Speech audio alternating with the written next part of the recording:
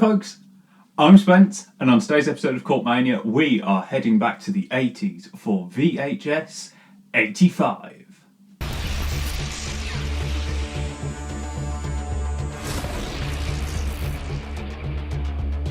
This is not, in fact, the 85th VHS movie. This is the 6th, and quite frankly, I adore this franchise enough that I have come out of retirement to review the latest one. The fact that 3, Viral, pretty much tanks this franchise, and yet here we are with a number 6. We've had one of these every year for 3 years, is like my spooky Christmases coming to me early. For anyone that does not know, this is an anthology series where everything is made to be found footage. Also, if you don't know anything about this franchise, I have covered every single anthology story that has been created in a bunch of previous videos that I'll probably do a linky thing to if I can be arsed. But they are on my channel. Everything from VHS 1 to Viral, 94, and I can't remember what year the last one was. It was 99. I should have trusted myself. I knew it was 99 because I knew there was a load of Millennium shite in it. So my plan is to review it as I've reviewed all the other ones. Instead of doing an entire film review, I shall review them as individual little stories. So let's get on with it. Total Copy is the wraparound, which means it's the one where you cut back to it every time one of the other stories finishes. This time, it's done a little bit differently. In the last however many films, this was usually a bunch of people were finding the tapes and then watching them. That was very much how the first two worked. It sort of deviated a little bit. This time, it's as if you are watching a videotape of a documentary and someone has taped over sections of it. So it follows what it seems like it's going to start out as this sort of weird PSA. There's a comment at the start of like, "Where is your child now? Do you know?" Blah, blah, blah. But that's not actually what it's about. It's about a bunch of scientisty people at a university who have found this strange child who's very goopy that they have named Rory. And Rory appears to be able to metamorphose into copies of other things. And again, that's about as much as I'm going to tell you on the plot. You do get a proper conclusion to this as the sort of final story, but you are very often just coming back to little segments of interviews or bits of footage of experiments with Rory. And it works really well. It's really effective. There is a really nice balance between goopy special effects and some really funny moments. There's a guy who's got like what are they called? You know, like the paddle boards where you just bounce the ball.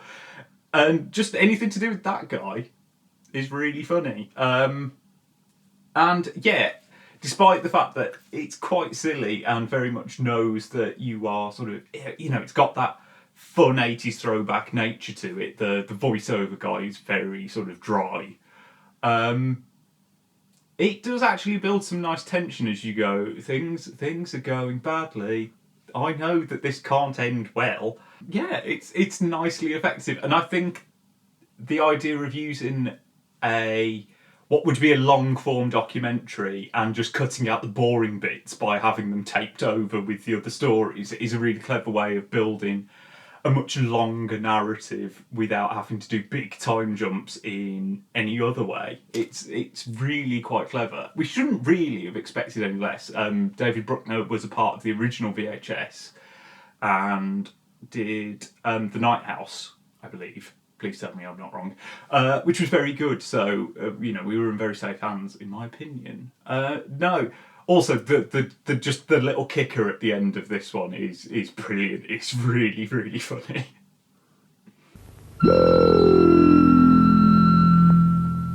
Our first vignette is No Wake, which starts out very much in a slasher territory. It almost reminds me of the sort of stalk and slash story from the very first VHS, in that it's a group of friends going to a lake to have fun and probably shag and, you know, have all the fun times, and yet there is someone out there that you shouldn't have gone, because that person was there. They're going to get you.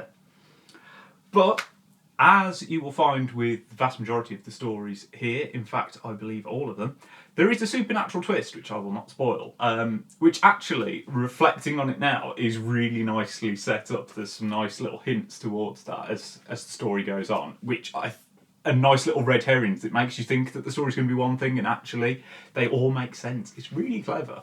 Yeah, I wasn't sure on this one to start with. The camera work was a little bit intrusive, and it's got that, hey, all the characters are slightly dickheadish. But actually, I warmed to the characters, and once the proper horror kicks off, there's a real tension to this one, and some really nice gore. Nice gore, you can slap that on all of the stories here. I'll come back to a bit more detail on certain stories. But no, it does actually some really interesting things. It really subverted my opinion. And this one actually does a really interesting thing in that it's a two-parter. You'll probably think when the first part ends, whoa, that was abrupt. But actually, you come back to this story later on, and in a much more in-depth way than you did with 94. Because that had like one of the stories linking to another story, but it was in it really was not important at all. Whereas this time, it is a proper, like a part two. And I thought that was really interesting, and sort of works in that you've got this sort of very slasher vibe to it, and we all know that, you know, every slasher film has to have sequel after sequel after sequel, so it sort of feels really meta as well. No, this is the one that most people seem to have been the most impressed by, and I'm not surprised. And now we come to probably my least favourite of all of the little stories in this one, God of Death, which is a great title.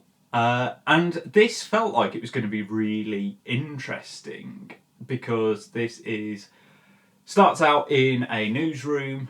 Think of the Ratman one from 94, but in Mexico. And I really had no idea where this was going to go. But it's based around a real earthquake that did happen in real life Mexico, as far as I'm aware. Unless the internet has lied to me. Yeah, so we are inside the news studio when this horrific earthquake happens, and the ceiling caves in and the building's about to fall down. And it really feels like, okay, are we doing is this actually just going to be about like surviving through an earthquake? It feels really sort of grounded and real, and there's, again, the effects have this really gruesome effect because they're sort of hidden behind the VHS-iness of the entire film. They feel really good. It feels really real. Then, just slowly, as the story goes on, it almost loses confidence in being just this sort of survival story, as the camera the camera work in this one is really quite stomach turning at points. I really found this one quite a hard follow, like with my eyes, but it slowly turns more supernatural, and and then it throws some tits at you, and I'm all for boobies, but they didn't really. It didn't feel like it needed it, and just I don't know. I was so excited to see where this one went, and it just felt like it went for the most basic, obvious ending to this story, and it was really disappointing. Techn Guard is potentially the shortest segment we have ever had in a VHS film. It definitely feels it. It's probably only rivaled by like the Day in the Park from VHS 2, which I feel like is really short. Yeah, this is basically a weird TED Talk seminar performance art piece in which a very funky woman stands on a stage, berates technology for killing God, and we can all get behind killing God. Then we get this weird infomercial to do with virtual reality gloves and headsets, which is hilarious and is so charming and properly had me in giggles. And then she decides she's going to do a performance that will work as a ritual in the virtual realm to summon the god of technology. Which you can imagine is going to go absolutely swimmingly. This is one that is so perfectly pitched at its length. It's the reason I bring up that it is so short, because it's very limited. It's quite odd. And it does actually... It ends at just the right point. It has like just the right amount of build-up with a nice balance of funny and the sort of creeping, this isn't good.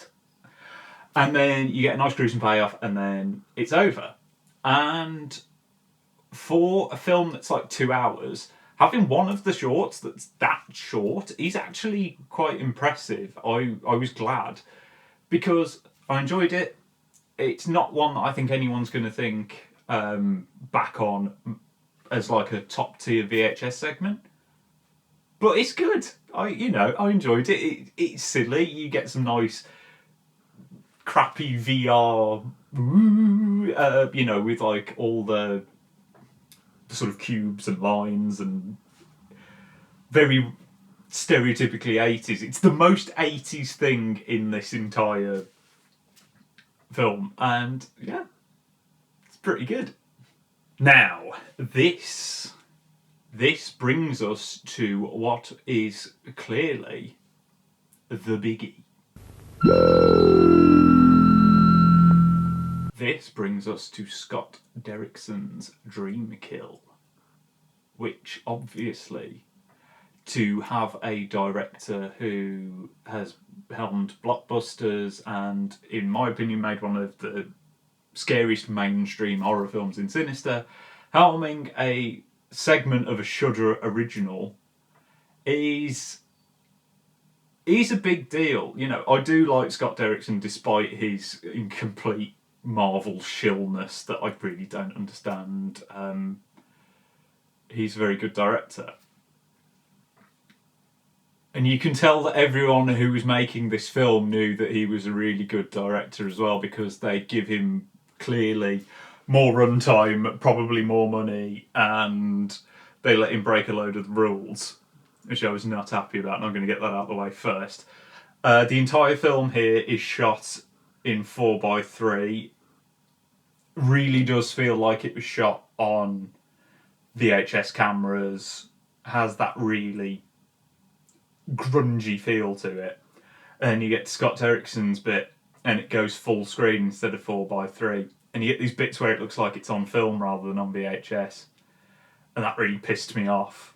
It probably won't piss off a lot of people, but it did piss me off because it did have this sort of, oh well, this is the sophisticated one by the proper director, we must make it it was like everyone else stuck to these really rigid things, set of rules, and he just goes, fuck it, it would be like if I just randomly did this segment of the review in black and white for no reason, but is a good segment.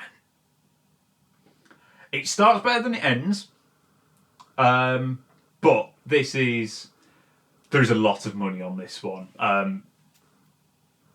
The basic premise is that the local police have been receiving tapes of killings, but they are receiving the tapes long before the killings happen. Notably, one tape features the phone call of the victim who knows that there is in someone's house, which they have had beforehand. And if you've seen Sinister and you've seen the bedtime 8mm film in that, which has got like the Manhunter references with like the torch going up the stairs and all that, it's that, but scarier. The murder bits in this are genuinely distressing.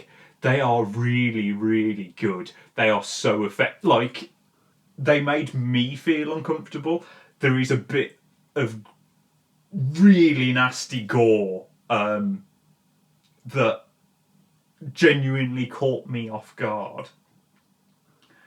And one of my favourite things ever, and this shouldn't surprise anyone that's seen, again, Sinister, the second tape is pop scored, and it's pop scored with Hamburger Lady by Throbbing Gristle, which is possibly one of the most disturbing sounding pieces of music I can think of. And it started, and my dad, who was watching it with me, went, "Christ, it's Hamburger Lady," and we were like, and it sort of dawned on, then we were like, oh my god, it actually is. Like, it's just the sort of drone at the start, and it's so good. Like, genuinely, what a track choice. And again, this is coming from someone who put a track by Sun and Boris over the end of Sinister, so it shouldn't be a surprise, but it's so good. And it makes that scene so uncomfortable. Like, even just thinking about it now, it's like, it's so good. Unfortunately, I don't think the rest of this story quite lives up to the two like snuff films. They're so effective that what is quite an overblown moment at the end, like the denouement of the story is quite over the top. And I think tonally, the best thing they could have done actually was release Dreamkill as like a special VHS presents, maybe on Halloween, rather than it being part of the rest of the film, because tonally the murders are so unsettling, and then it tries to bring back the more fun elements of all of the other stories towards the end, and it doesn't quite work. So I do think, and then the whole thing about it looking different, and wouldn't have bothered me personally if it had been its own standalone little segment. It probably would have blended in better in one of the previous two, because I don't think they did the 4x3 thing. But it's a great, like, the moments in it that are great. You do go, okay, I can tell that we're with someone who's really confident in their abilities. So, VHS 85 is really good. It's by no means my favourite VHS. I think it's better than last year's. It's better than 99. I don't think it's as good as 94. I think 94 might still be the high watermark, and I don't know if it's as good as 1 or 2. But the good moments are worth it. And if you like this series at all, there is plenty to enjoy here. I just think when the stuff about like the wraparound being that little bit more interesting and connecting the stories together, I think we need a bit more of that in the future to make each instalment. I think we need to take this to the next level. If we're going to keep getting them every year, which I'm very much happy with, because I think they're a great way of getting young up and coming talent into a film where their name is sat next to Bruckner and Derrickson. I think that's great. I love the inventiveness that some people bring to the franchise. I think we need more. We need to do something that's going to take it to the next level, so that we're not just repeating. Because we're running out of... It's going to hit a point very soon in which it's going to feel like we are rewatching old stories if we aren't careful. So, this is probably right in the middle of the entire franchise. It's good, but it's not punching. But yeah, bring on next year.